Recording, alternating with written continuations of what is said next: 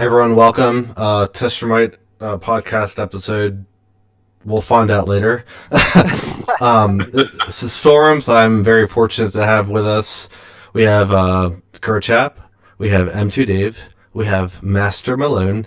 And we have an awesome, super special guest, eazytobeat, which not everyone is going to remember or even know about in this era, but that's like the best part about this podcast. So I'll start off with Gerchap. How you doing, sir? Doing well. I'm glad to finally have Easy to Beat on the call. Yes, yes. Dave, how are you? I'm doing great, man. I've been playing a lot of MK11, but it's always good to see, the old school guys. I'm really happy to be a part of this. Awesome. And Master, how are you? Doing really well. Same thing with me, playing a lot of MK11, doing a lot of lab time more than online, but it's good. It's good to be with you guys again.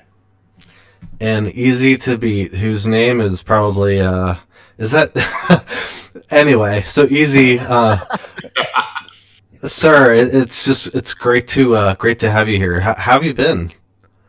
I've been great.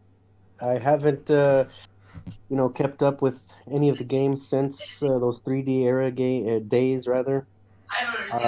But I have seen my boys. I have teenagers at home, and it looks like a lot of fun. But I haven't picked up those games myself yet. But it has been great though. I got once I got the invite from you, Storms, and Gerchap, long time friend, met in real life in the past, and um, it was great to get that invite from you guys and see the site, test your might, and see all the names that I recognize. It's just awesome that that community's still there, kicking and stronger than ever.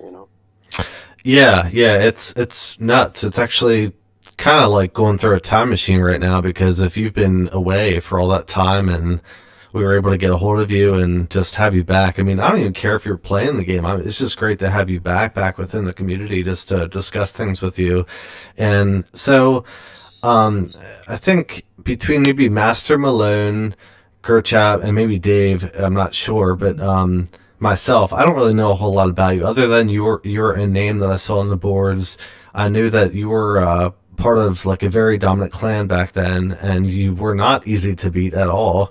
So I just thinking of that image that Gerchap posted on the forums of what was your record? It was like 20,000. It was something ridiculous, but so just if you could tell us a little bit about yourself from those like origins, like how did you even get it? Because your first game was Deception, or was it Armageddon? No. If we're going just MK in general, Oh, sure. we're talking the arcades. In Okay. the early '90s. The original Mortal Kombat was like everything. My friends and I was at the time I was in junior high, so it was just no, maybe it was like junior high, and Street Fighter 2 was all the rage. Every day you go after school, walk to the local pizza place or the gas station. I mean, Street Fighter 2 was everywhere. And arcades were everywhere, so it was a lot of fun to hang out with your friends and do that. But then when Mortal Kombat came on the scene, and you saw how digitized characters and the how lifelike it was, and then fatality, it's just awesome. You got hooked instantly. And I remember I was in Las Vegas when MK2 came out. My parents, went to have fun in Vegas, and they just dropped me off with a $20 bill at the arcade, and I could spend all day there. And That's awesome. MK3. By that time, by the way, I lived in California at the time. I grew up there, but by the time MK3 come out, I had already moved to Texas, and there was an arcade nearby my high school. I was in high school at the time. It was called Tornado Terry's, which is still there, by the way, Tornado Terry's, and it was one of these places. It was the first one that I had seen where you pay a fee at the door and they would stamp your hand, and everything was on free play. Oh, So cool. that was a great scenario for competitive play, because kids going back to get more quarters wasn't an issue. The lines were always long for that particular game of Ultimate MK3. That that was always had the longest line. It has the biggest screen. It had one of those podium style, control. It was like a massive screen, and then a few feet separated from the screen was a podium with the two controllers. Oh, And so it was like a mega cab, like a mega so cab. Yeah. it was a very special setup, and it had its own hallway. Like you walk down this hallway, it was just exclusively for that game, and that hallway was always filled with the next person who of the line of the next challenger. And I'll tell you what, man, that's where I started to get my stride and really got into playing, competitively. And so my records, I might still stand. I don't know because I haven't been there in years, but I know it stood for a solid like 10 years or something when I went back 10 years after high school. Was 242 wins in a row. It was beautiful. Jesus. And that record held for like 10 years, at least the last time that I saw it.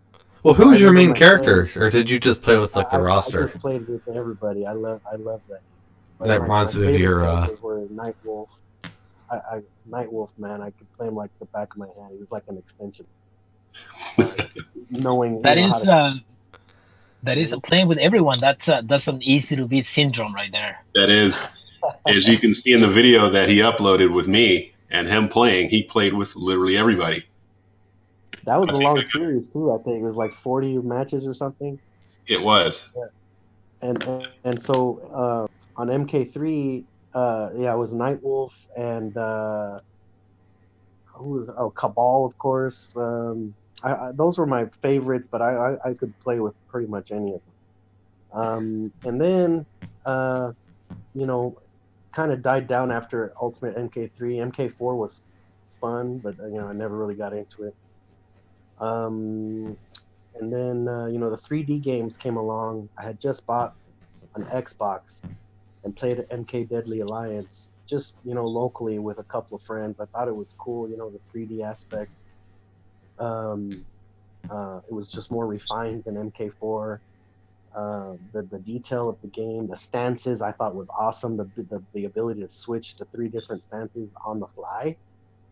All the different the detail and the story and the fatalities and etc. I mean, it was just I enjoyed that game. When MKD came around, I learned the game offline. Of course, MKDA was not online. You guys know. Right. MKD, I was not online when I first got it. I got the game. I learned the game. At least I thought I did. And when I finally got online, this was the first time I ever played online anything, because by that time, arcades were a thing of the past, and I missed those days of going to an arcade and putting up your quarter on the screen and being the next guy in line and seeing how long you can stay without putting more quarters. And so I thought this is awesome, being able to kind of relive that experience with people like everywhere around the country and then some. So what I did was I created a username. My first username, I think I don't remember if I ever told this story on MKO or otherwise. I think maybe Gerchap knows this, but my original username, because of my history with MK3, I was feeling awfully confident in myself. So my MKD username was MK Master. And then when I finally get online to play, mind you, I thought I had learned the game well just playing offline. And I didn't have I had moved from one city in Texas to another, so I didn't have really anybody to play against other than the computer. But I thought I was pretty seasoned at it because of the mechanics were still pretty similar to MK Deadly Alliance. But man, I got crushed. As soon as I went online. I mean, guys like Malone, like BNR, Gerchap, and there was a whole bunch of other folks that I would play that would just destroy me, and I was like dumbfounded. I say, okay, I played probably with that username for about 24 hours before switched it to easy to beat because that's how I felt at the time. But I said, don't worry, just give me a chance and I'll learn the game. But that's where the username comes from, in case you That's interesting, man. yeah, and That's a good so story. and so. Oh, hold on, I'm getting a little static here. I think that's my speaker. Sorry, one sec. Maybe I should just leave it. Okay. It wasn't really anything on our end. I think maybe just you were hearing, or at least I didn't hear anything. Yeah, I didn't hear anything either. It's Yeah, good. neither did I. Okay, I'll just leave it like this. Oh, hold on. I'm sorry. Take your time. Okay, there we go. All right. Anyway, so where was I? Okay, so we're talking about in the beginning of MKD. It was Gerchap that had invited me. I never spoke. I never really used the headset at all. Because usually when I would play, either my wife was asleep behind me, or my newborns. So I had a set of twins that were newborn at the Oh, wow. Okay. and then their older brother wasn't 2 yet, when they were born. So I had, little babies at home basically. And so either someone was usually asleep behind me, so I always had to play quietly, Sure. Yeah. And so I wouldn't really go on the headset at all. But the only guy I ever spoke with on the mic was Gerchap, and so we became friends early on. But it wasn't before. It wasn't before.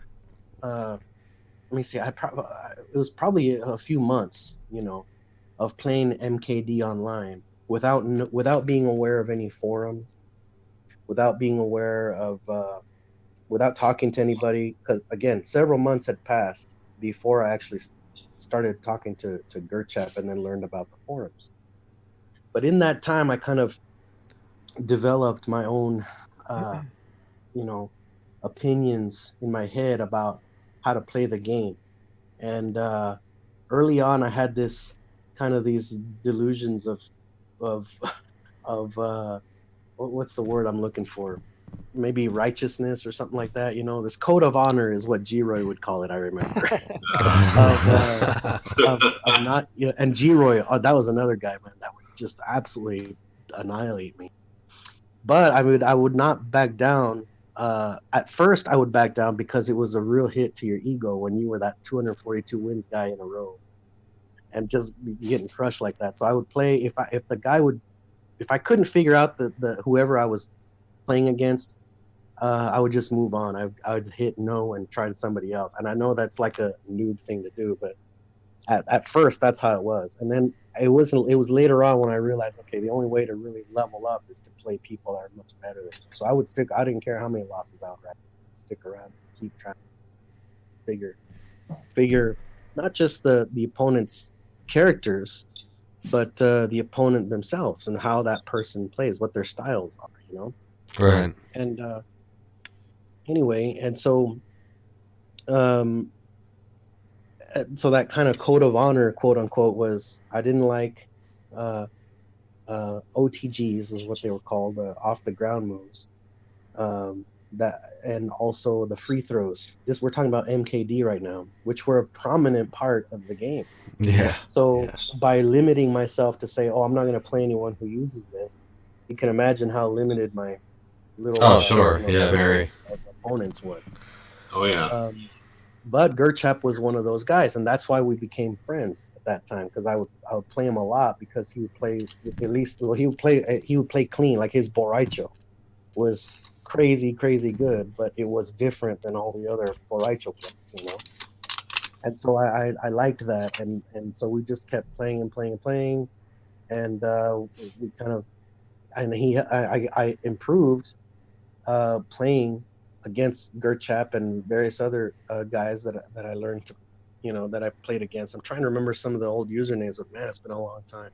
Yeah, I remember Bobby Blaze. He was Alexi. All right. Alexi09. That was one. That's another one. Yeah, that kind of followed what I'm talking about here, at least at that particular moment.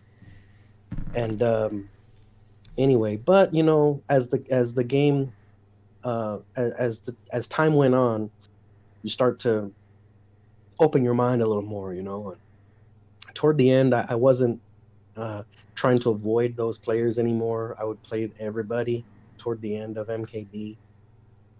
I still wouldn't really use them myself. I would my goal was I want to try to beat these guys without using those particular tactics. Not talking. I wasn't talking down or bad or anything like that about using those tactics at least anymore. You know, I would just go for it and see if I can get it done. And I could hold my own for sure toward the end of MKD.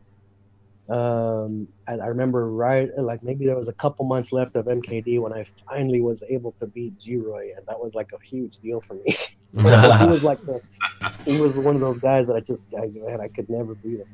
And BNR also, of course, but BNR only played a few times before he retired, and um, even though we were in the same clan, I remember when Gerchap wanted he invited me to the clan.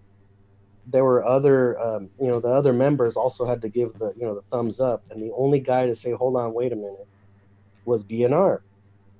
And I don't know if Gerchap knows the story or not, but actually no, I know Gerchap knows the story because I remember now talking about it with him. But BNR wanted to talk to me first and find out why I would quit on him in those early days when I first started, because like I was mentioning, I would try to avoid.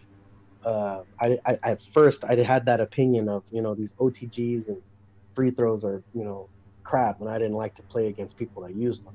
That was before I knew better. So BNR, of course, was like a god with new smoke, right? And so, but before I knew before I knew what that real strategy was and how he was so good with that character, I would just avoid him. So I was like, I looked like I was a rancor, when it came to playing BNR. So he was the one to say, whoa, whoa, whoa, before we let you in the clan, I need to know why you were avoiding my match, my invites. I had to apologize and say, dude, that was before I realized what the game was about. I apologize, I'm not like that anymore. So finally he said, all right, cool. And that's how I became Yeah. an Outworld Gods member. Yeah, but easy. Uh, A lot of Xbox players had that mentality. We talk about because remember I used to be a PS2 guy, and I yeah. apologize if I apologize in retrospect if I talk shit to you, which I'm sure at some point, No which worries, I'm because I sure, yeah, remember it was kind of that rivalry, you might say. But I'm again, I get it. I got yeah. it back No, toward the end the of only argument I MKD. was gonna make, I think that we talk about like, and I Gerchap, mentioned how the PS2 had a lot of more players, which is true, and talk about why PS2 was better at that point. But I think you guys kind of hurt yourselves when you didn't want to play each The other. code of honor. Yeah, because I think that probably held you guys back maybe Hmm. like 6 months to a year. Like that was, I mean, the game kind of we knew the game was broken. I mean, we still had fun. We met good. We met friends with it, but I think like to really level up really quickly, you kind of had to drop. Oh, you can't do more than 3 TS drops around, or you can't do more than this amount of damage. It kind of like I thought really held back the Xbox side when they could have been so much better. Do you understand? Yeah, yeah, yeah, definitely. And see, I felt that going into MKA, which not everyone was a fan of, Sure. um, but I think the mentality was a little, like you said, we're behind, on MKD. But going into MKA, I think it was more of a level playing field, because the mentality was a little. First of all, some of the mechanics had been balanced out, if you will. Um, but as far as I remember, that code of honor was gone. In other words, don't worry about it. Play the game the way it is. Save for infinites, obviously. Yeah, yeah, exactly. I mean, everybody had, back in the day. I'm sure everybody had, because the game was so flawed that everybody, I mean, nobody played with infinites, like that kind of stuff. Everybody had those rules, but for the most part, like everything else, was legit. Yeah, I think Yeah, you yeah. were like with Noob Smoke. Like if you just did down, grab it in the corner, we could do it repetitively Yeah. with Smoke. But I think we allowed like one or two. But then after that, you were just a real shithead if you kept doing it. Exactly. Yeah. Yeah, well, on Xbox there was a lot of that happening, so Oh they yeah, I'm sure. they leveled up at that point. They were like, "Oh, I can do this." Bob, you got bopped. Hmm.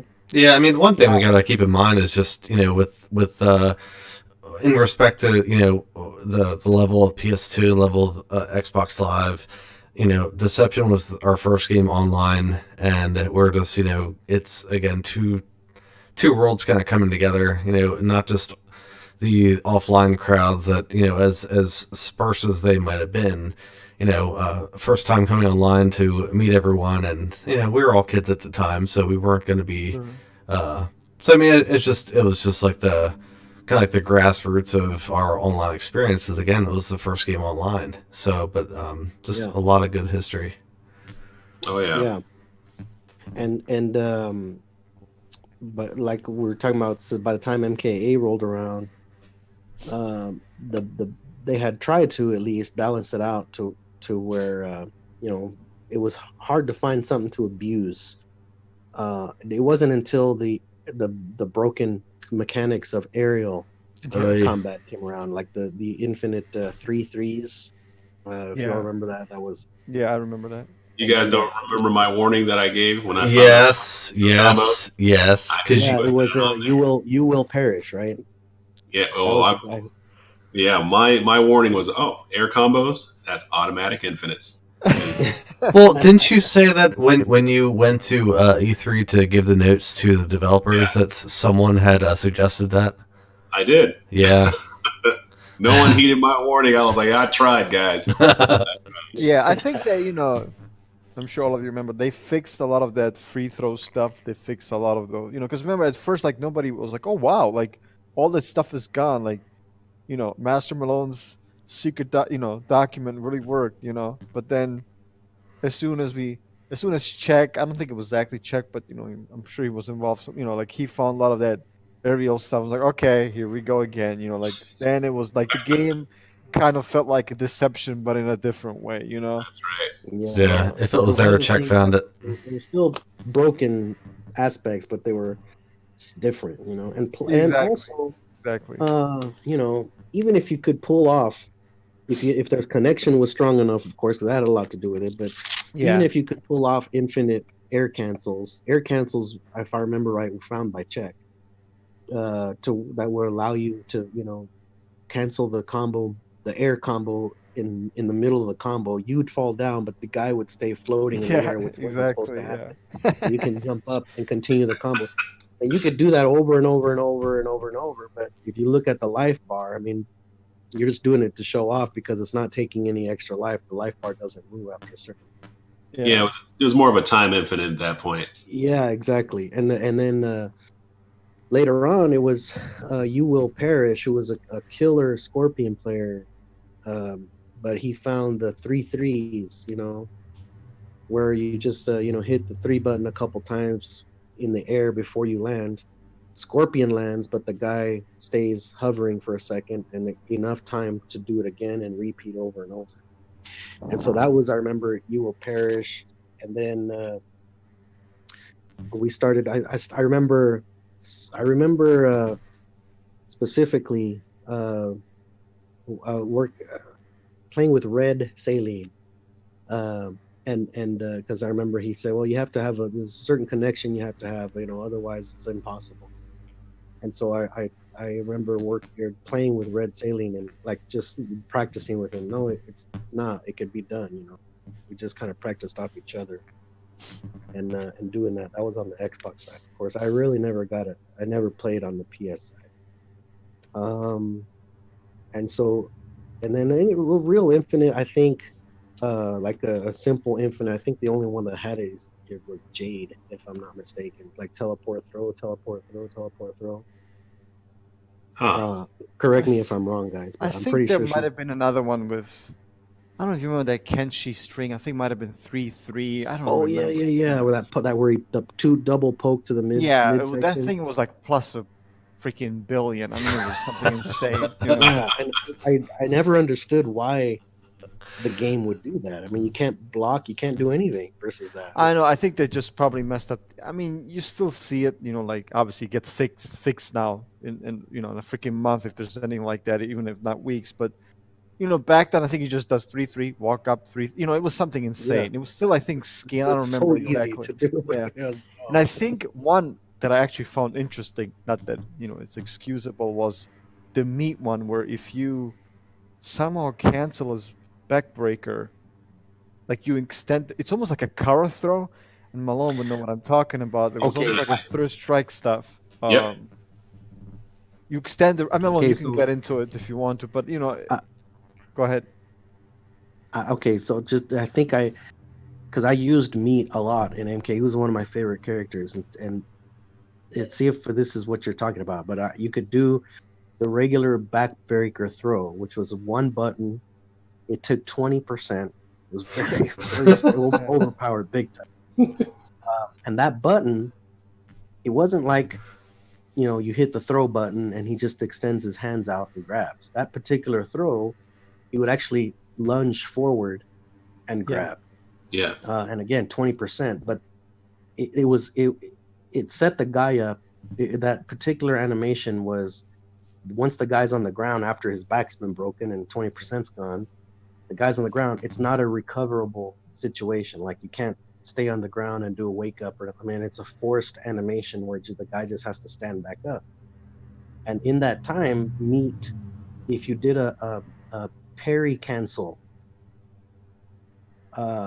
if you all know what I'm talking about, you could. Oh yeah, I parry- can't believe you freaking remember that stuff.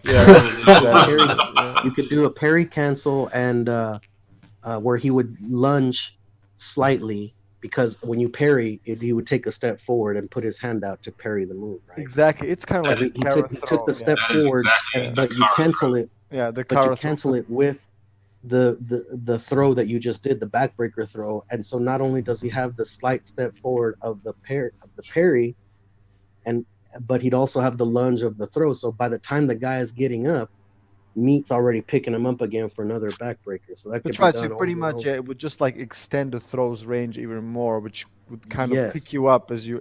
That's similar to the MK deception stuff. That was kind of like deception 101. Where you Yeah. the But other that guy one was wakes up. so Yeah, powerful because each one was 20, 20, 20. exactly. And here's the thing: there is actually a good chance the other guy might mess it up because it does require some execution, which I thought it was kind of interesting. So not everybody really could pull that off. Very, very few people. I mean, they tried, but they messed up. But then again, like by the time they grabbed you 4 times. Yeah. Done No, deal. my favorite with me. I mean, if there's a match. I'm sorry, Malone. You had something to say. I think about the throw we were just talking about. Well, yeah, no, that was exactly right how you described it. It is a Kara throw. So, yeah, Dave covered that part.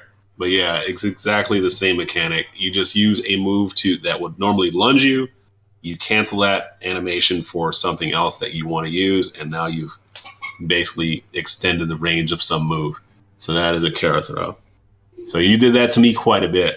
And I remember not only that. Great for follow-up attacks when the guy's on the ground and he can't recover in time to avoid it. Exactly. Not only that, you would pop his eye to power him up so that your throw did even more damage. Oh yeah, that's right.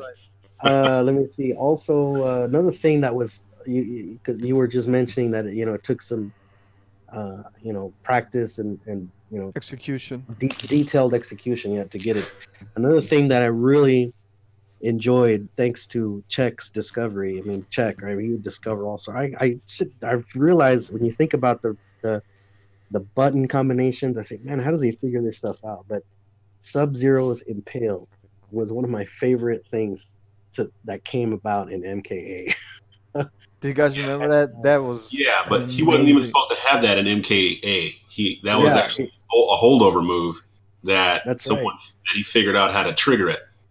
So you just bleed out the entire round. And so like every time I play my boys, and it's very rare. I mean, we started playing a few days ago because I told them, hey, I've been invited on this on this podcast, so maybe we should play some MKA and get just to get my memories going again. And so That's it's funny awesome. because every time I play him, that all I do is pick Sub-Zero. I say I will impale one of you before and it sounded like at first it wasn't something that it's just for fun. You really can't pull it off in the middle of combat, but you can because it's if you freeze the guy and you pull off the impale while the guy is frozen, it just takes a tiny bit of damage, like a poke with the sword. But if you time it perfectly, it was a move where you had to jump over and do the specific button combination. It had to be a jump over and do the specific combination. Once you land on the other side of the guy who's still frozen, facing the opposite direction, so your opponent now has his back to you, frozen. If you pull it off correctly, Sub-Zero starts to do the very slow impale animation, and by the time the guy gets unfrozen, the ice breaks, and in that's just those couple of frames of where the guy is turning around to face you. If in those couple of frames, that's when the sword hits him, then you successfully impaled him off the freeze. Good lord. And that's what made it an actual move you can do during combat. Yeah, I remember. Like he was telling me about that in a chat, and it was like this was all. I mean, freaking MSN Messenger. Like I'm like no way, stop trolling me. There's no way that works. And he actually showed me, but I was like, holy crap! I cannot believe this actually. Because that's just a crazy discovery, and another thing, you just to be able to pull it off in a match, even further. That to me is almost better than the discovery of the aerial cancels. Yeah, for the tips. that's such a specific thing to discover. I mean, I was amazed that he found it. Yeah, and if you guys want to see something funny, go to. I'm on YouTube right now. Search easy. Hold on, let me see let me make sure I'm telling you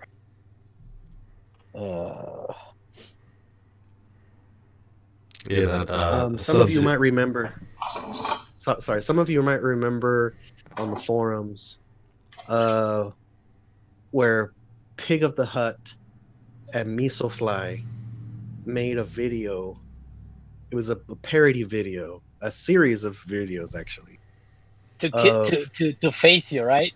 Yes. If you guys haven't seen these videos, they're so freaking funny. Okay, what's the search criteria? I'm trying to find it here. Let me see. Yeah, that was. They were even benching, right? Like they were bench pressing and stuff. Yeah, and with you have to see Misofly training, I think it's called. Was it because they couldn't beat you, or what triggered the videos? Yeah, it's because there was a user. There was a user, a Mexican guy. What was his name? Gerchap.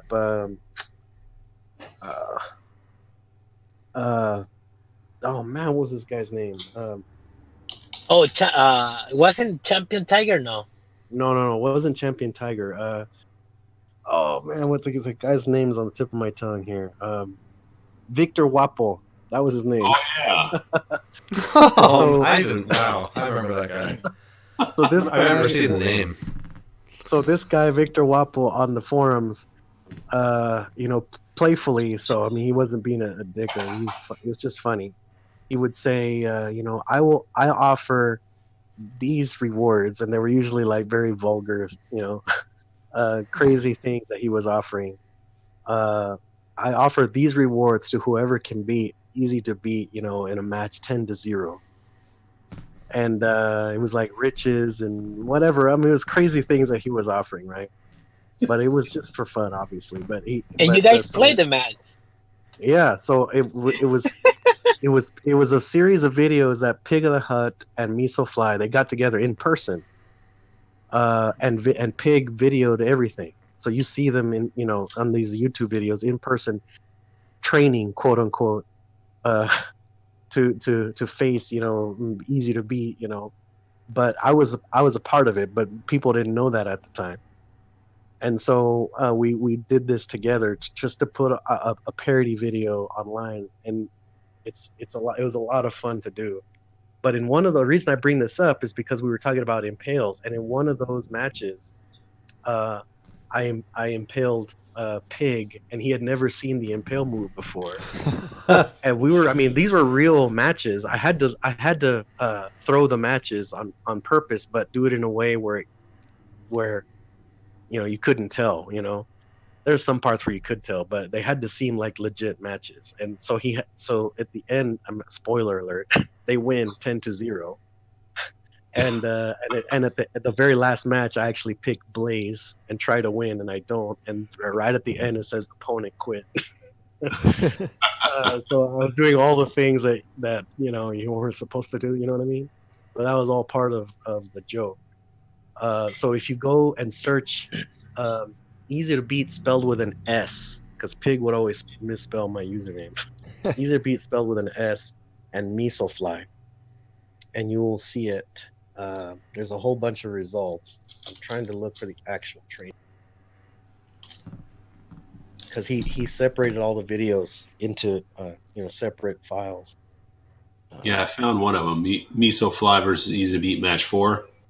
Are they all numbered? Yeah, but there's a whole bunch of matches. Let me see. Okay, there it is. Okay, instead do a search for Misofly training.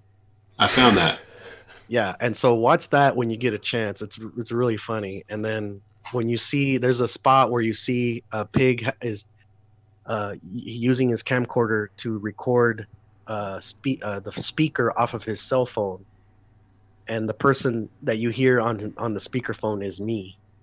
But you'll hear it's just a lot of fun. You got to watch it. And one of those matches, I'm trying to find the match where I impaled him, because you'll hear Pig and Misofly responding, and just the laughter makes you laugh just watching it.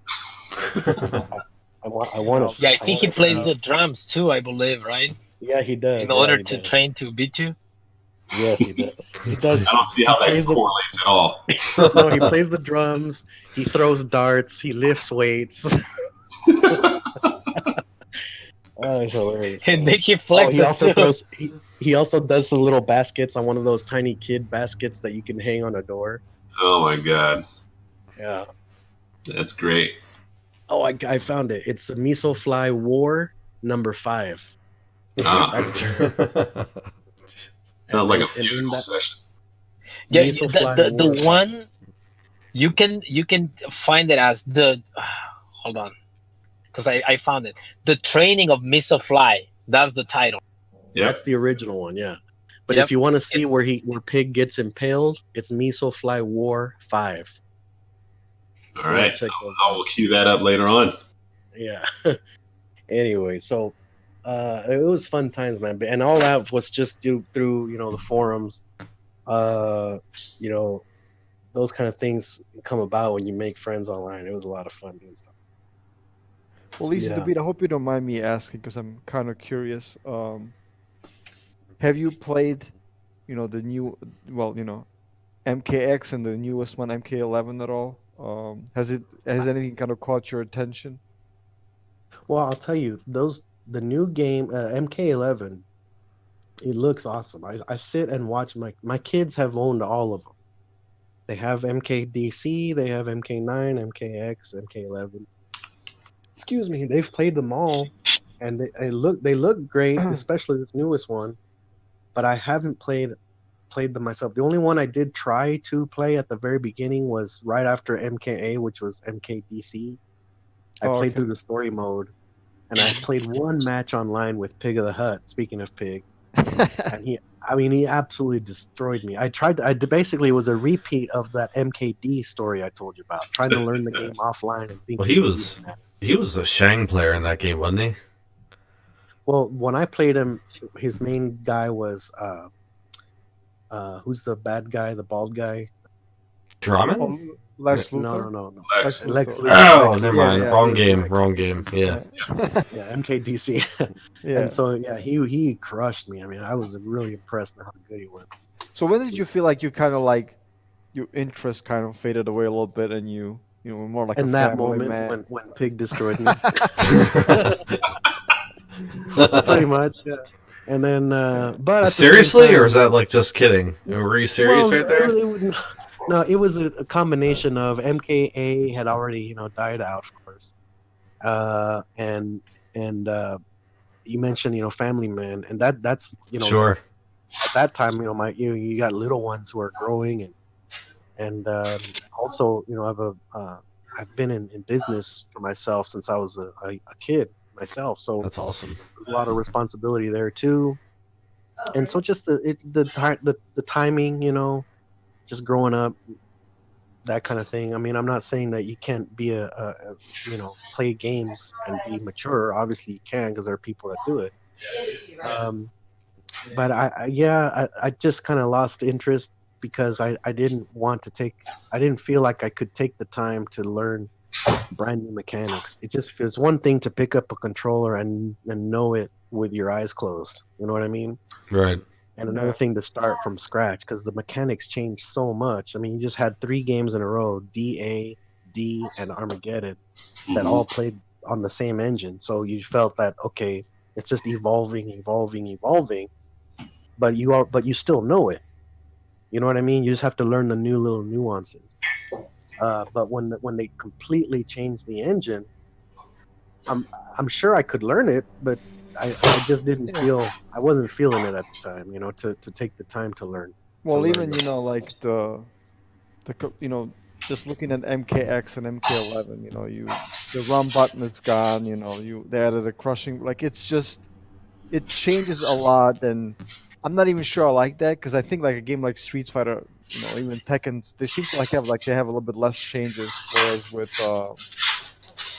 MK, they do all these changes, and it just kind of throws you off, especially like if you're an older guy, trying to keep up with these young guys. It's teaching old dogs new tricks, the old saying, right? That's right, yeah. So it's kind of like it's difficult, but at the same time, if you study the FGC, which I don't do per se, but you have like guys like Daigo still do well. Takedo, they're like like in their mid 30s, early 30s, like I am. So it's and they still perform very well. But then again, you look at MK11, and it's literally all young guys winning. Really, I think the oldest person. I don't know how old DJT is. I know he played MK9. When he was, I assume he's probably in his mid or late 20s.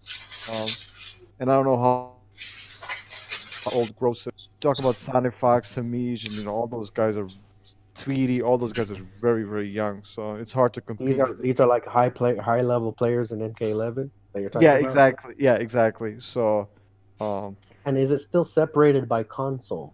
Like, you know what oh I mean? no. It's really not. No, it's more like, I think if anything, it's separated by, honestly, your status in the community. Like I know, like Sonic Fox, he pretty much practices with Samij, and then you have, like, I guess like older guys. I practice a lot with Tom Brady and Playing to Win and Rio. Like those older generation. I guess maybe even age. But it's. Oh, I'm sorry. What I meant. I'm sorry. What I meant was playing online. Like, can an Xbox player play versus a PlayStation 4 player? Is like one server, or it's still no, you separated? can't. No, you're separated in that respect. Oh, okay. Yeah. But it's a lot less divided than like the consoles don't really mean all that much. Like because people play on both, really. But I think PS4 is still has more users, because the PS4 has more units sold. It's still more popular. Yeah, But, so it's the tournament PS4 and PlayStation Online isn't free like the old days anymore. That's right. It's not free, but the quality is a lot better. Yeah, so, it's much better. It's a much better playing experience. But yeah, I mean, Okay, what I guess I was gonna ask you, like, what advice would you give, like, maybe to some older players? Like, how would they keep up, even if they have a family, even if they, whether they work or they have a business to run? Because it's tough, man. It really, like, I would like to compete at least a little bit, but I'm having a difficult time. Any advice?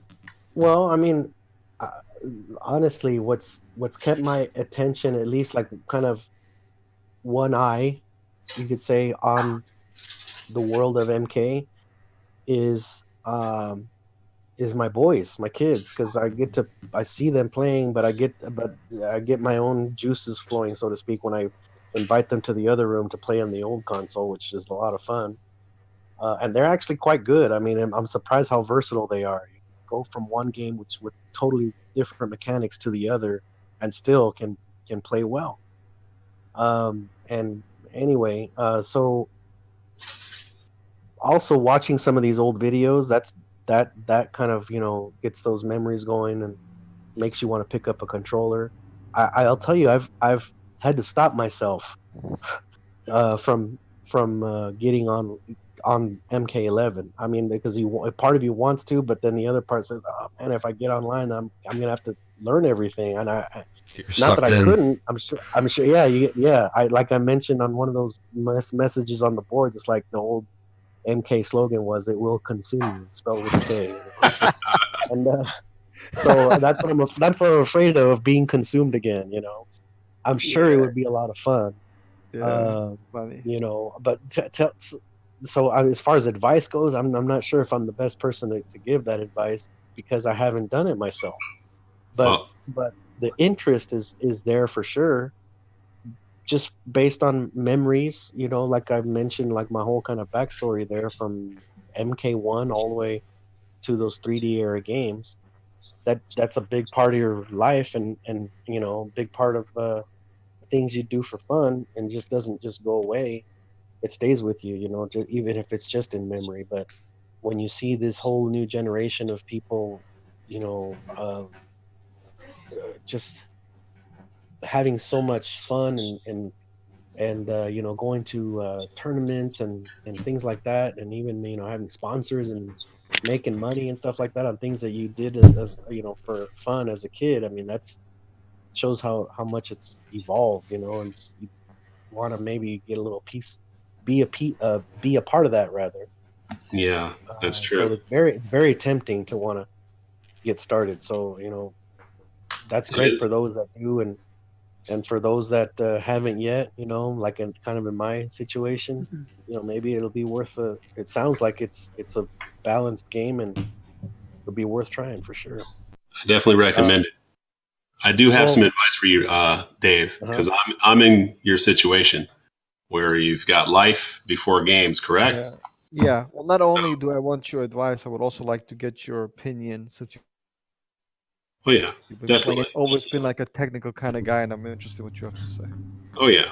So basically, you don't let the game stop life, right? So you do your thing. You get up in the morning, you take care of your wife and kids. You go off to work. You come home. You spend time with the wife and kids. Your time to train is going to be that time when your wife is done with you, your kid is asleep, and you've got that hour or two to sit there and really lab it up. Just go for it. And then make sure you get your sleep on time. See, for me, I do that and I still go to Evo every year and I compete. So, and I'm probably the oldest one out of all of us here on this podcast right now. But I never let a lot of the stuff that normally would get in the way, because letting it get in the way means that I'm losing a part of myself that I felt was, enjoyable. You understand what I mean? I love the fact that I can play these games, get good at it. Even when I get online and I play against these guys, they're like, I get accused of being a guy who lives at home with his parents in the basement. And I'm like, no, because if I'm I wish, smashing, right? I wish. yeah, I'm like, I wish I could stay at home in the basement. Then I wouldn't have to pay a mortgage, right? Sure. But Right. Yeah. that's not the case. It's just that I bring with me a lot of experience from 20 plus years of playing this stuff. So I've got a little bit of a mind game and a little mindset going, which a lot of you already, you guys have that because we've been playing these games for a while. So you have what it is. You just got to keep honing it. You don't have as much time as we used to, but you still have those couple of hours, and you can play that game, get good at it, do what you did back in the day, and then run with it. Whether or not that means you're going to be winning Evo, probably not. But you can still go off and you can enjoy the game. You can play it at a high level, and you can actually get some wins in and feel good about it. So that's kind of what I do. On I my would say Go actively ahead. seek players that are far better than you, because like I know if I were to, that was very well said, Malone. By the way, I mean I it was very well said, Thank you. and I know if I were to want to pick up this game, I would want to play with someone who knows what the hell they're doing and is good at the game, because otherwise, you'll be in that same situation where I was, wanting to change usernames from MK Master back to. Hey, you're still on my That's friends the only list. way you're gonna get any. Oh, nice. I saw your name on there. I was like, I always wondered what folks would think, because my kids would play under my name, and they say, "Why is Easy playing like Minecraft so much, or whatever whatever they like to play?" And how I also felt like, as we were talking about this, is how BNR must have felt when we went from MKD to MKA, because as I mentioned, I did never got a good chance to play BNR. By the time I learned the ropes in MKD, he had already retired. But in MKA, I not just me, but everybody wanted to BNR back, right? To come back to play. And I don't remember how I got his phone number, but I did. I think it was from that initial time, that story I mentioned of where I had to have his blessing to be a part of Outworld Gods, remember? mm-hmm. And so maybe that's how I had his phone number. But I remember contacting him to invite him to, hey, everybody wants to see you back at the online and playing with us in MKA. And he said, oh, the same thing I was just saying, it's because I've got things, I'm busy, and I would like to, I still feel it's a part of me, but it's new things to learn, and I just don't, I'm just not feeling it. I remember I encouraged him as much as I could, to the point where I actually called around, because I happened to know the city that he was in. I called around the GameStops in his area and found a used copy of MKA, and told him, and I reserved it. I don't remember. I remember I knew his real name at the time, but I don't remember his name now, in retrospect, just as BNR. I reserved it in his name and called him back. So, look, I have this one. It's right down the street from you. It's reserved. And he actually went and bought it, and I played with him for about an hour on MKA. Oh, wow. And it was first, it was like glorious just to be able to play him on this game, because I don't think anyone else ever played him, if I'm not mistaken. But No, it was friendly. It was a friendly time among clanmates, you could say, and it was just helping them learn the ropes, like what we're talking about, or the differences between then and now. It was like that kind of conversation, and just showing them this is what's different from the last game. But that's kind of how I would feel, like what I would need to go through, personally. I'd need to, play with maybe you, Malone, or Dave. Dave, are you just on PlayStation or Xbox, or? Yeah, I'm just on PlayStation. Okay, so I don't have a PS4. I used to have one in the house, but our oldest son, he's moved away and he has it now. But I still have I have the old PlayStation, the PS3, and I have the Xbox One. So that's what my kids play MK on. Right. So by the time it's time to pick up the controller and play this game, I'll reach out to one of you guys and do it. Oh yeah, please do. Yeah. I was going to give my opinion about how to keep playing, and this is probably just me how I think. I think one of the biggest influences in this gaming is interact with the community. The more involved you are with the people, like in the website, the more fun it's going to be, and you won't get bored. Because that's exactly what happened to me. I stopped going to the site, then I didn't play. I didn't even play any of the new games. I played same story as eazytobeat. I played just a few matches of MKDZ, and then I just stopped playing. Then I went to play Call of Duty, because me and Dirty Lova, Victor Guapo. By the way, he's not Mexican; he's Venezuelan. Oh, I thought it was Mexican. Yeah, yeah, and I, yeah, and I still talk to him.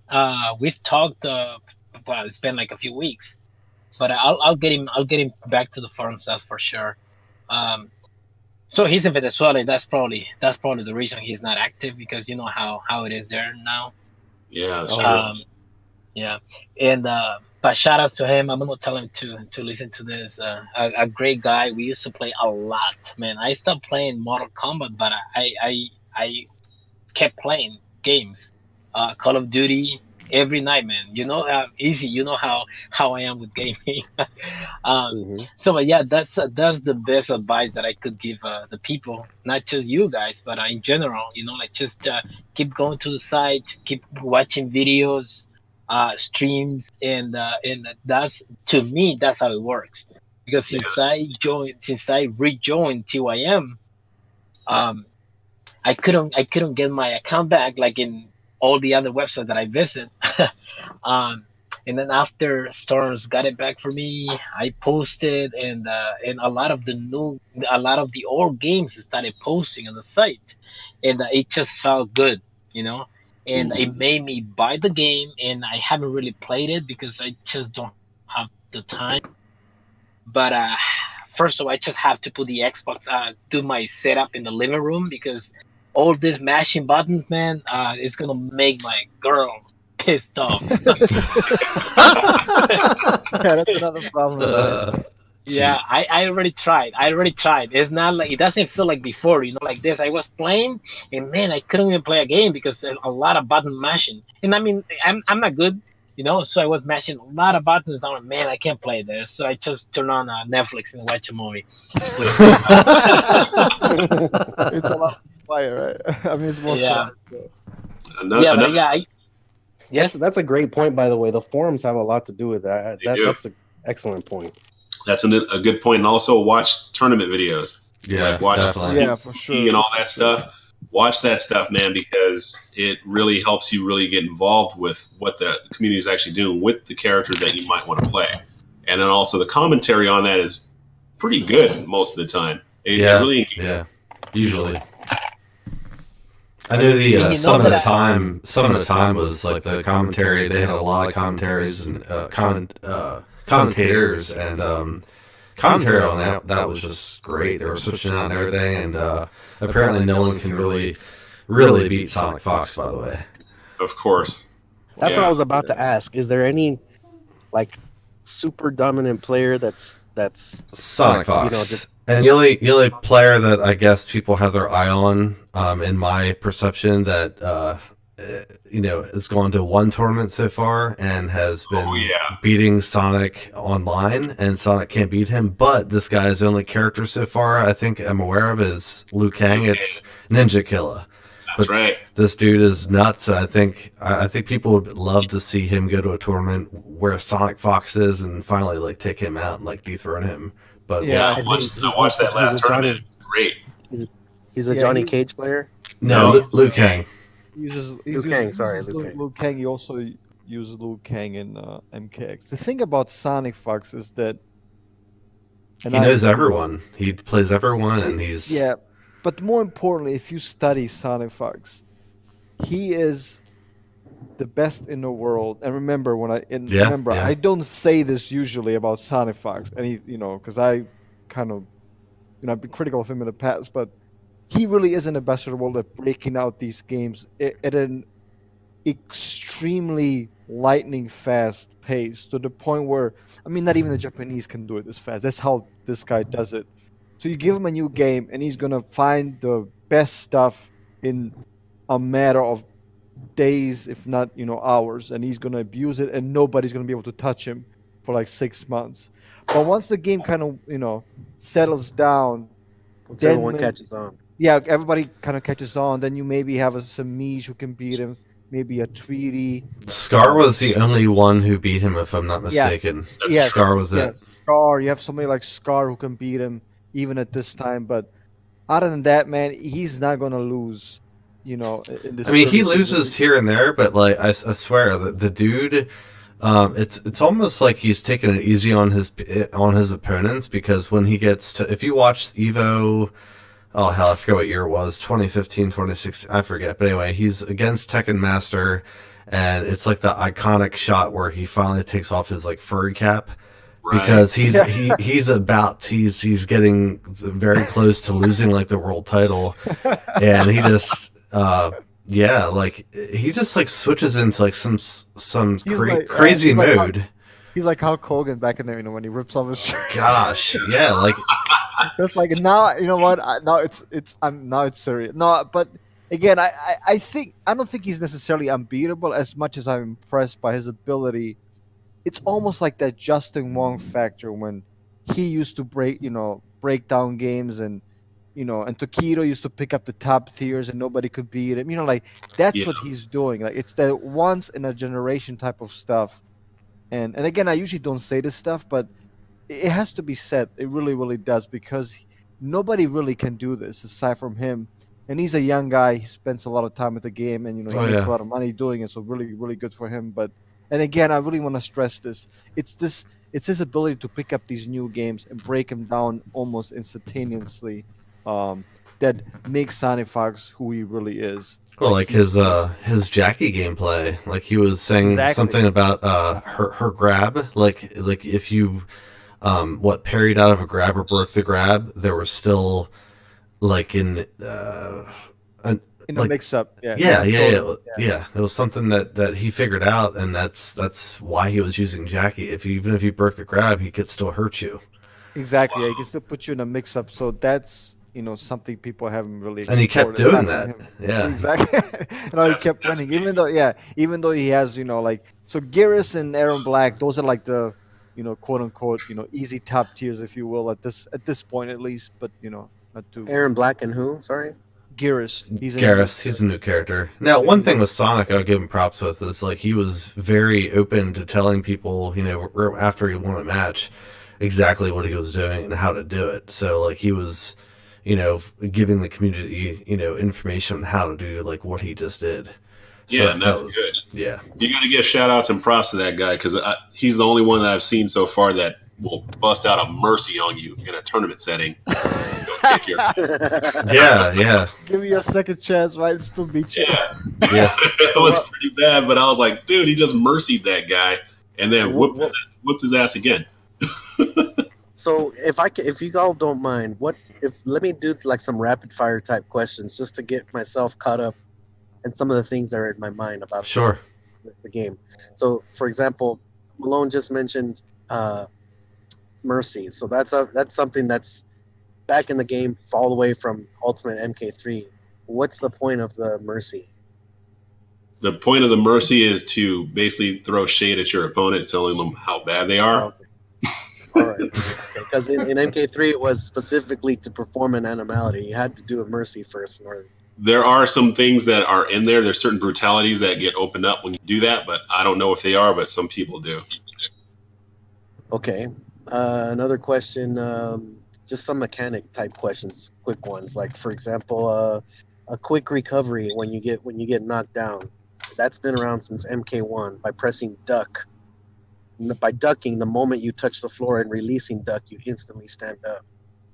That was in MK1. That was in the 3D games. Is that still around here? They have a quick roll now. There's no quick rise that I know of, but you can also delay your wake up, and you can roll out. So can you tell me about the wake up? Can you tell me about the wake up game? As far as I know, it's pretty elaborate. Yeah, after Deception, it freaking better be elaborate. After all the stuff, no, I give it tons of props to Paulo and the rest of the development team. It's a wake up that I think it's worthy of a modern fighting game. Like it's you can do you can roll back and front, kind of like you used to be able to do like a Street Fighter Alpha, for example. You can delay your wake up, stay on the ground. You can perform an invincible attack, which is kind of like a short range. It's still character dependent. It's fully invincible, doesn't juggle, but it gives you like a small frame advantage. And then you have just like MKA. Yes, kind of like that. Exactly. And then you have another attack, which kind of hits up higher. It juggles, but it has no invincibility frame. But if somebody like trying to, maybe neutral jump when you wake up, that would usually hit. But you can still cross it up, make it whiff. So it's the wake up system is good. It works. It's not overpowered, but it gives the other gives the offensive player something to think about. So it's not like I'm just gonna like MKX used to be. Yeah. I'm just gonna get in your face. I'm gonna mix you up, and there's literally nothing you can do about it. So it serves its purpose, I would say. Okay, what about parries? So now they have what's called a flawless block. So you time the block right as the attack is going to hit you within, what is it, 2 or 3 frames? If you can Something like time that, then you're at an advantage. The only thing that you can really do out of it that's effective is you can do your wake up moves. So up 3 will give you that invincible move. And like he described earlier, the up 2, which is the launcher, you can do that. So depending on your timing and your ability to execute that very quickly, you can parry, so to speak, flawless block and do that. But correct me if I'm wrong, it also gives you a little bit more frame advantage. So you can do other things, but you have to be that quick. Yeah, it depends what move if you parry like a low poke, you really can't do anything. But if you parry like you kind of expect a move that like a beefier move, if you will, then you can do your up to and and get a launch. But some characters have parries, but it's not universal. Like Scarlet has a parry, Jade has a parry, and it's also specific to the variation as well. Yep. Okay. So if I'm just holding block and the guy's attacking me, I'm just blocking. But if I press block at the instant the attack comes, that's a parry. That's right. And I don't want to get into too much detail, but it kind of acts like almost like an armor move, because a lot of the armor moves in MKX was so broken, people didn't like it. Like we want a defensive too, but we don't want to have an armor move that saved the launch. So they kind of made this kind of like an armor attack, kind of like a parry, if you will. So if you time the block at the right time, you can get a punish, but you have to work. It's not easy to do in the heat of a battle. Okay, so it sounds like, if I'm not mistaken, if I like in the 3D games, or when I'm sorry, in MKA, if I parried by pressing back and block and the guy didn't attack me, I was wide open for attack. So in this case, cannot punish an attempted parry because I'm holding block anyway. Is that correct? Yes, that's kind of right. But remember, the throws in this game are very, very powerful. So if you try to parry, you're going to open yourself up to a throw, which cannot be parried, which cannot be flawless. Which in this case, I'm just holding blocking. I'm just holding block, right. But that matters as a throw. That's right. But if you try to parry, the person's going to throw you. So that's 14%, and usually plus, so you can lose, decent amount of damage trying to go for this. So remember, you also leave yourself open to lows, to low attacks as well. Right. Of course. You can still flawless block lows, but it's you can't flawless block lows, mids, and lows at the same time, though. Yeah. Okay. How about jump kick combos? Those were always a favorite of mine since the original MK1. I always loved jump kick combos, and we did a lot of that in MKA when no one else was doing it. Gerchap and I would practice, jump kick combos, which at first were considered, okay, you can only do that, it's a glitch, or you can only do a connection, but they can actually be done offline. It just had to be like frame perfect. Well, it's a lot easier to do now. It's pretty much normal. You can do a jump kick and then just go into like a string and then combo into it. That's pretty normal now. Sub-Zero is a big one that does that. That's part of his main game. Is jump kick and then go into a string and then follow up. Cool. Okay. Air type stuff is just single hit at a time. I assume there's nothing like the old days, right? Not at all. Thankfully. Yeah. Otherwise, you would see me with my face again saying, "I told you guys." Yeah. Okay. Well, that helps me wrap my brain around some of the differences. Like what? Nice. Thank you for that. Yeah, I think just to kind of wrap it up, and I do want to give credit. Like NRS has learned so much, from the old games, to these modern games, because they get a lot of criticism all the time, about many, about just I'm one of the critics. Believe me, if you read the forums, I am. But again, they have learned so much. Paulo, they've learned so much from the past, and they have implemented so many changes that are better for the game, better for the players, better for the viewers. better as just an overall game, and they deserve a lot of credit for that. I definitely agree with that statement. They've come a long way. I mean, this game, it feels more natural to play this game than some of the ones in the past. Because me coming from Street Fighter, I come from a Street Fighter background. So I'm used to low hit into some, special move or jab, jab, jab, tricky with a throw. I'm used to that kind of stuff. This one feels a lot more like as if it's going kind of towards that direction. And it feels natural to me. But it also throws its own flavor in there because it has its combo strings, which are kind of Tekken-esque in a way. Not really, but kind of the same kind of idea. So it's kind of a mixture between those things, but it feels more natural as a fighting game for me to play this game than it was some of the ones in the past, like the 3D era ones. And even Ultimate Mortal Kombat 3 didn't flow as well as this one does. They can argue that, but just in my opinion, it doesn't feel like that game compares like favorably to this one. So we're at about an hour and 10 minutes. So I want to go ahead and wrap it up here soon, because I know we're on a schedule, and I appreciate everyone's time getting on this thing tonight.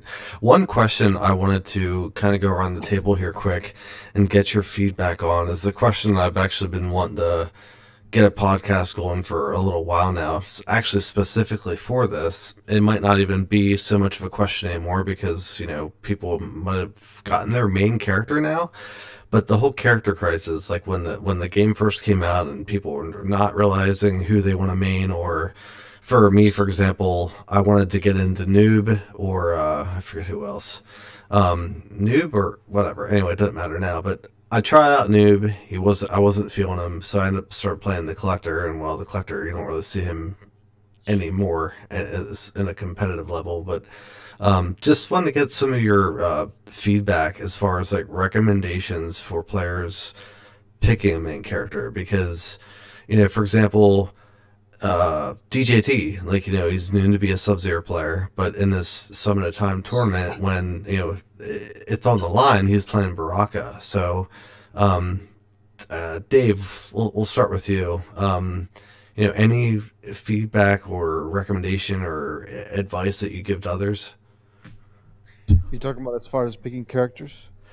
Yeah, as far as, if someone's still trying to figure out what character they want to play with, I don't think it's as much of an issue now, but if they're still trying to figure it out.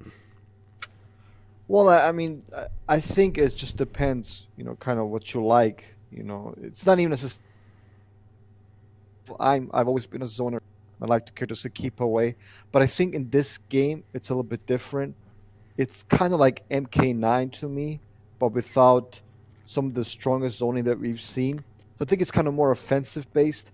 You can still zone, you can still do well with it, but I want a character who controls the pace literally at all times. And I think to me, Scorpion does the best because his teleport is so strong in this game, to the point, and again, I'm sure if you follow the scene, you'll notice the complaints of Test Your Might on MKU and on other media.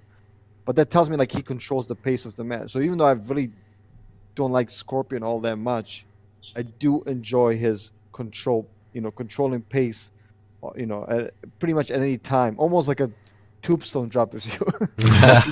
I was waiting for it.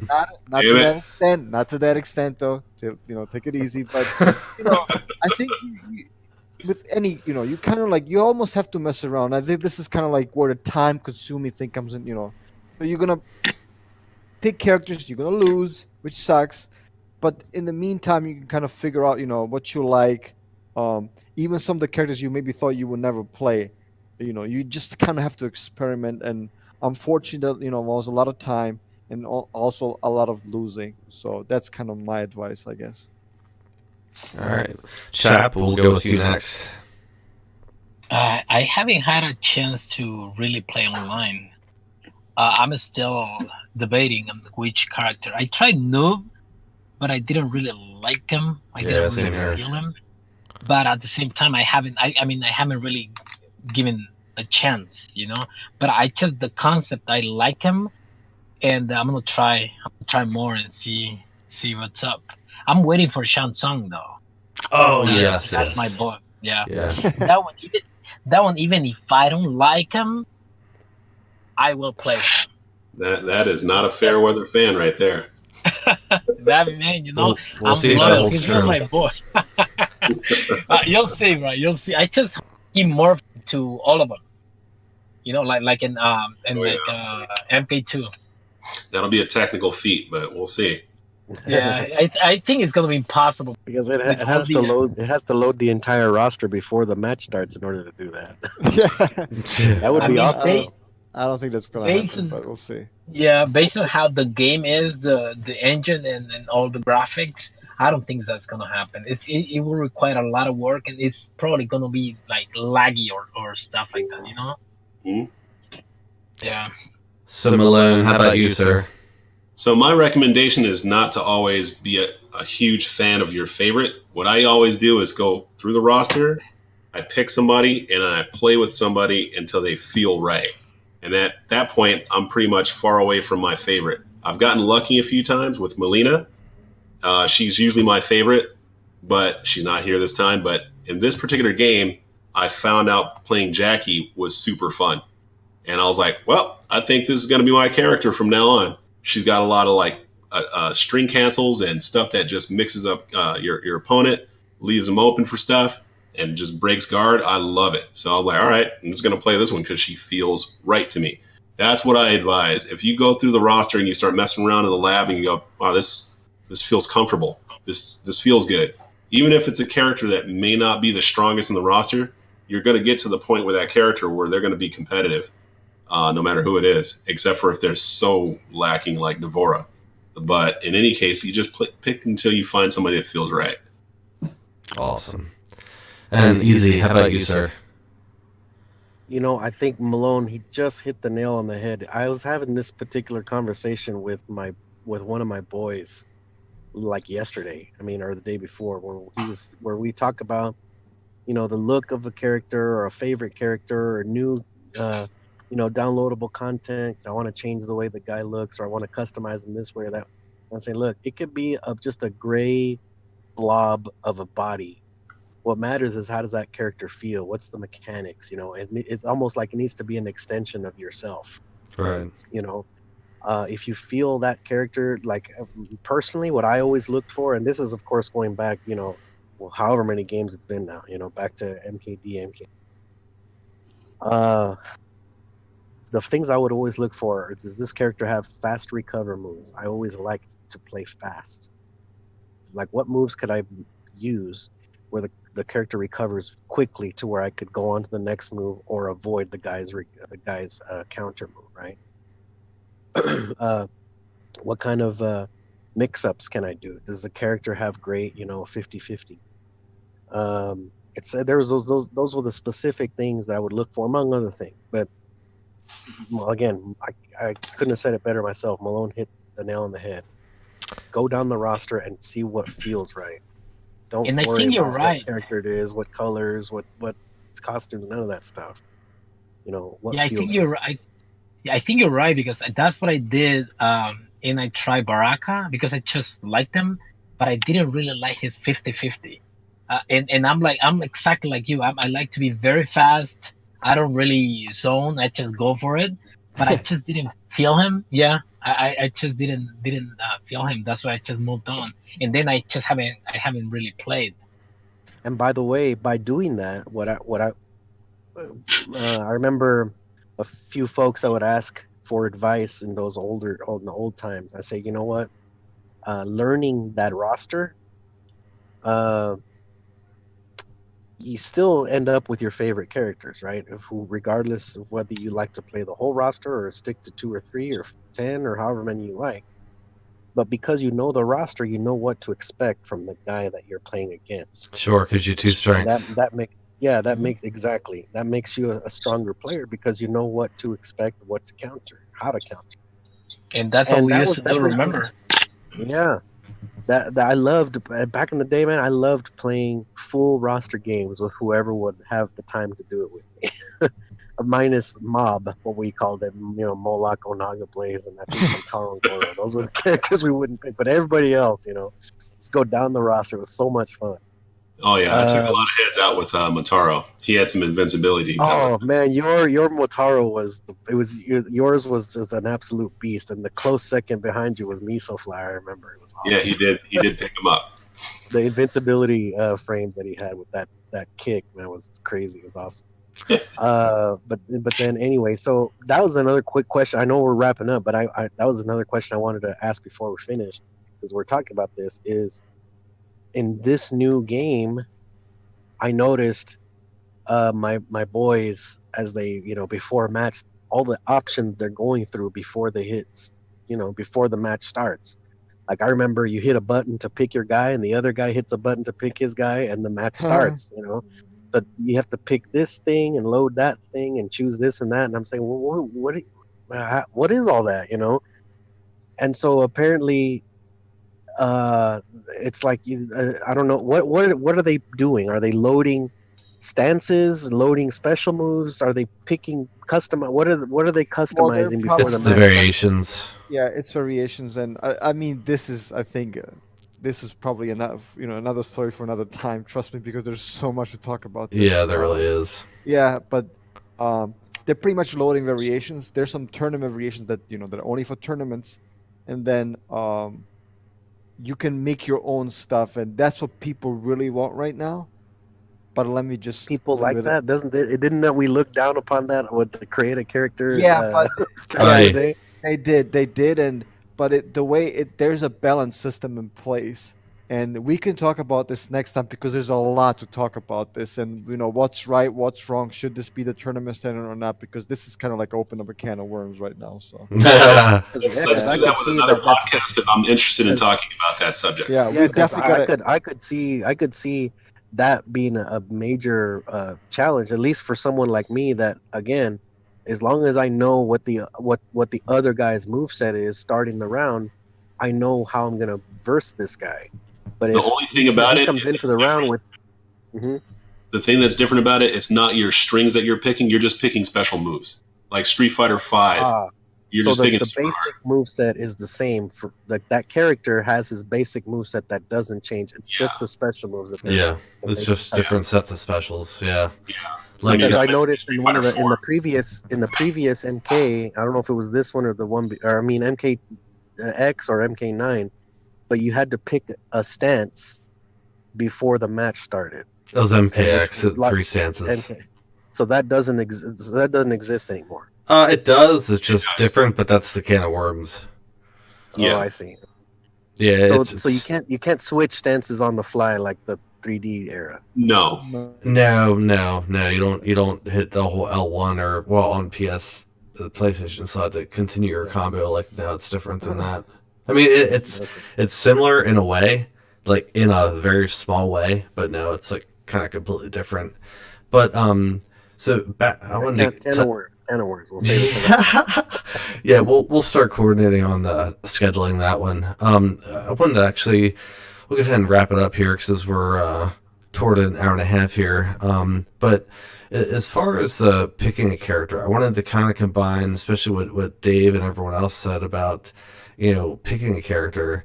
You have like what Dave said, like, all right, what's your play style? Like he likes to zone. You also have, Easy and Chap that likes to kind of maybe rush down and get your opponent. So pretty much whoever ends up listening to this, what kind of play style are you? If you're either or a mix of both, whatever else, take that in consideration. But then don't just say like, I've always been a Scorpion player, I got to pick a Scorpion. Go with the other advice. Maybe if you unlocked Frost or whatever else, start with her. Go to Shao Kahn and just could make yourself go down through the roster and just play with them for a little bit, each character, and do that, or just start it randomly. But I wouldn't limit yourself. Like for me, for example, how I started playing the Collector was I actually picked the person who I thought I'd like the least and be able to play with the least.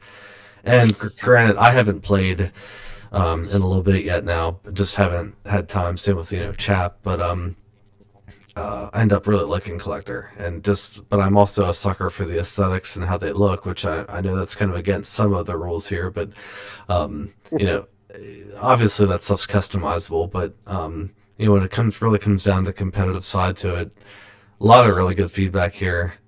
So take that for what it is. And so we'll go ahead and wrap it up. I just appreciate all of you. Master Malone, Gerchap, m2dave, eazytobeat. Thank you for taking the time to. Chap, were you saying something? I'm sorry. Yeah, before you end the call, sure. I would like to just share just a minute, a story about our special guest tonight, eazytobeat.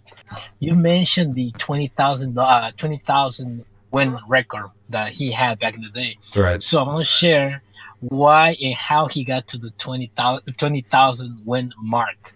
He was a few away from 20,000, and it was very late. He needed to go to sleep. And you correct me, Easy.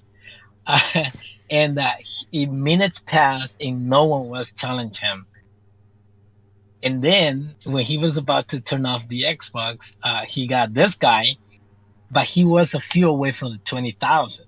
And then he tried to go easy on this guy, so he didn't leave before the final win. Am I right, Easy? You say I tried to go easy on you? No. That you try to go easy on this person that you were fighting. It was just a random person. Remember when you were about to?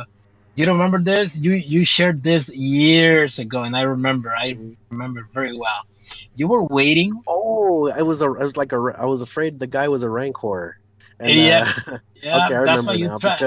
because there was nobody online. It was like tumbleweeds, and I was so close to 20,000. I wanted to just finish the night with 20,000 wins. And I do remember what you're talking about now. And so it was like I think it was like a known rancor that showed up on my screen.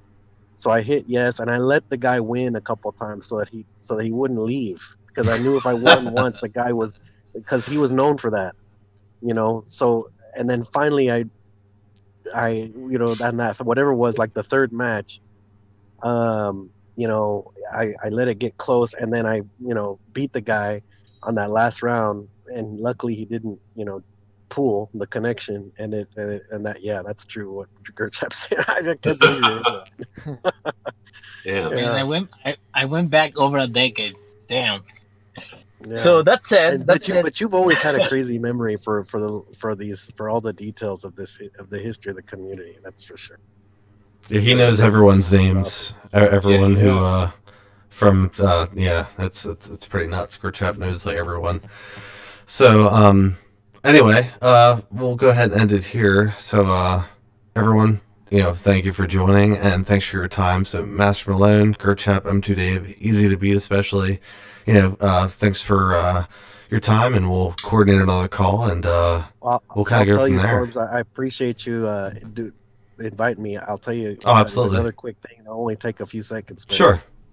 Right before, as I mentioned, right before we started tonight, I was playing a couple matches of MKA with my twin boys, but I already had the Discord on my phone, like just ready for the time to start, Awesome. And so one of my boys saw my phone on with Discord on it, and goes, "Dad, you have Discord on your phone? What are you doing on that? That's like a young thing. What are you doing on that?" Thing, so I appreciate you guys making me not feel like a geezer by inviting me on here. So that's absolutely awesome. Well, that was really enjoyable, guys. Yes, very much. Yeah, thanks for your time, and again, we'll coordinate through that PM, and whether it's a week from now or whenever it works, because the last time that we tried to make, when we actually had Malone on the first time, it took us 2 weeks to get it. Actually, it might have been more than that. But anyway, we'll get it done. So it's quite difficult to coordinate all this. So again, I appreciate your time, and I'll have this up soon. And yeah, everyone have a good night. Thank you very much.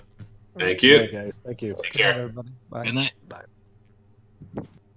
Bye.